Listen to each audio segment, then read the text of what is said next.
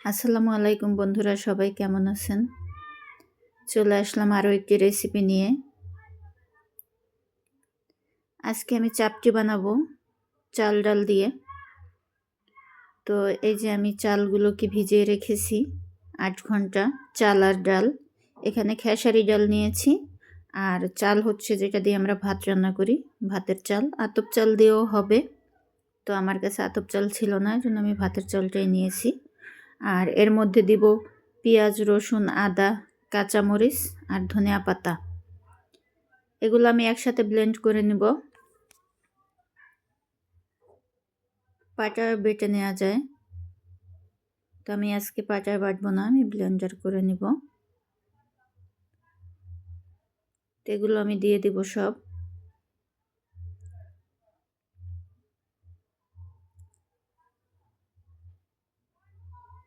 বন্ধুরা, এটা খেতে খুবই ভালো লাগে, ডাল চাল দিয়ে চাপটি।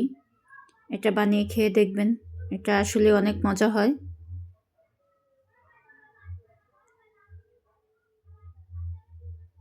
অল্প একটু পানি দিয়ে নিয়েছি, এই যে আমার ব্লেন্ড করা হয়ে গেছে।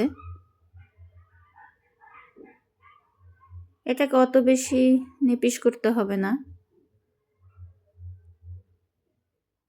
এই তো অল্প একটু হলুদ আর স্বাদ মতো লবণ দিয়ে আমি এটাকে ভালোভাবে মেখে নিব। আর এটা দেখতেই পারছেন এটার ঘনত্বটা কীরকম। এখন চুলায় চলে যাব। আমি একটা ফ্রাই প্যান গরম করে নিয়েছি, এখন অল্প একটু তেল দিয়ে এটাকে টিস্যু দিয়ে মুছে নিব।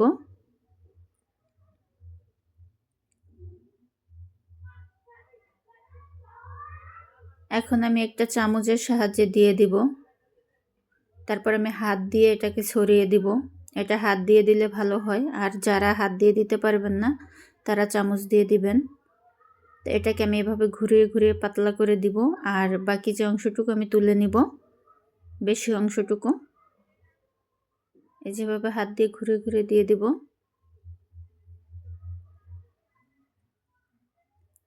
এখন ঢাকনা দিয়ে অপেক্ষা করব 1 মিনিট, 1-1.5 মিনিট। এই তো চারপাশ থেকে একদম উঠে আসছে, আমার এটা হয়ে গেছে। সেম প্রসেসে আমি সবগুলোকে এভাবে ভেজে নিব। এটা খেতে খুবই ভালো লাগে। এই চাপটি মাংসের সাথে খাওয়া যায়, ভর্তার সাথে খাওয়া যায়। এই তো সুন্দরভাবে উঠে আসছে, একটাও লেগে যায় না। 2-3টা ভাজার পরে আবার একটু এই ফ্রাই প্যানটাকে প্রসেস করে নিতে হবে, যেমন ওই যে তেল দিয়ে টিস্যু দিয়ে মুছে নিতে হবে, তাহলে একদম প্রত্যেকটা উঠবে ভালোভাবে।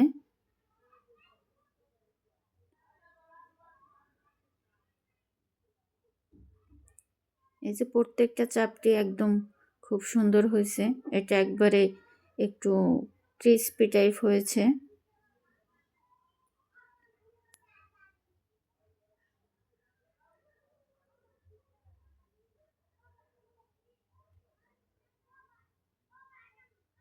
প্রত্যেকটা এভাবে উঠে আসবে, একটাও লেগে যাবে না।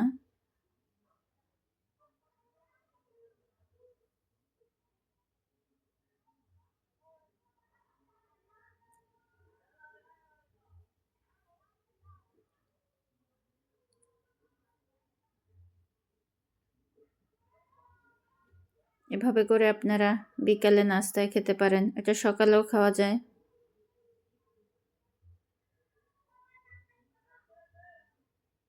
খুবই হেলদি, আর বাসার সবাই পছন্দ করবে, ছোট বড় সবাই খাবে এটা।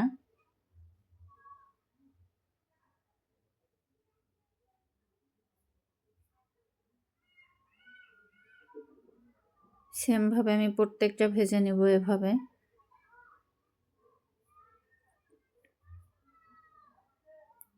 এই তো বন্ধুরা, আমার চাপটিগুলো হয়ে গেছে। তো আমার ভিডিওটি যদি ভালো লেগে থাকে আমার চ্যানেলটি সাবস্ক্রাইব করবেন, আর ভিডিওটি দেখার সময় একটা লাইক দিয়ে দিবেন। ফেসবুক পেজ থেকে দেখলে ফলো দিয়ে দিবেন। আল্লাহ হাফেজ।